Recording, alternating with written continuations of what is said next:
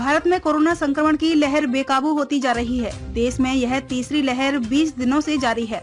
27 दिसंबर 2021 को देश में कोरोना के महज 6,780 नए मामले सामने आए थे। उधर सिर्फ 20 दिन बाद यह आंकड़ा 2.68 लाख तक पहुंच गया। कोरोना के प्रसार को रोकने के लिए कई राज्यों में रात्रि का कर्फ्यू, वर्क फ्रॉम होम और स्कूलों में ऑनलाइन पढ़ाई शुरू हो गई है। फिलहाल केंद्र सरकार और राज्य सरकार ने सख्त लॉकडाउन के कोई संकेत नहीं दिए हैं।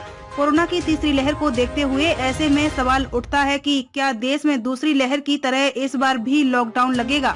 गाजियाबाद स्थित यशोदा हॉस्पिटल के एमडी डॉक्टर पीएन अरोड़ा का कहना है कि ओमिक्रॉन के कारण देश में कोरोना मरीजों की संख्या में काफी इजाफा हुआ है, लेकिन अभी तक डेल्टा वेरिएंट की तरह यह जानलेवा साबित नहीं हुआ है। यह एक राहत की बात है। यह वायरस का माइल्ड वेरिएंट है। ओमिक्रॉन से मौत का खतरा काफी कम है। उन्होंने कहा कि अगर कोरोना की दूसरी लहर से तुलना की जाए तो तीसरी लहर 5 गुना तेजी से फैली है। 7 राज्यों में संक्रमण की विस्फोटक स्थिति बनी हुई है। उन्होंने सवाल उठाते हुए कहा कि यदि केंद्र सरकार के पहले फार्मूले को देखा जाए तो देश में लॉकडाउन की कितनी संभावना है। अगर पहले लॉकडाउन के फॉर्मूले से चलें तो केंद्र सरकार अब तक लॉकडाउन लगा देना चाहिए। इससे संक्रमण की गति को नियंत्रित किया जा सकता है। तीसरी लहर के दौरान 6 जनवरी तक केस डबल होने की रफ्तार 454 दिन पर आ गई और इस दौरान रोज आने वाले कोरोना संक्रमण के मामलों में 18 गुना बढ़ोतरी हुई है। लेकिन हालात अभी काबू में हैं। सरकार को इस बात से राहत है कि अस्पताल में मरीजों की आमद कम है।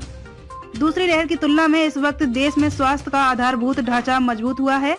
आज देश में करीब 18.3 लाख आइसोलेशन बेड का इंतजाम है। इसके अलावा 1.24 लाख आईसीयू बेड के इंतजाम है। देश में 3.336 ऑक्सीजन के प्लांट हैं। इसकी क्षमता 3,783 मीट्रिक टन है। 1,014 लाख ऑक्सीजन कंसंट्रेट केंद्र ने राज्य सरकार को मुहैया कराए हैं।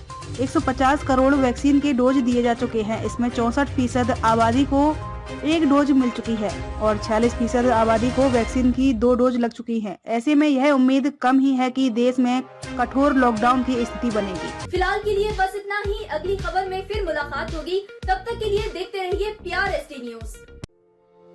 आप हमारी वेबसाइट पर भी विजिट कर सकते हैं। हमारी वेबसाइट है www.prstnews.in।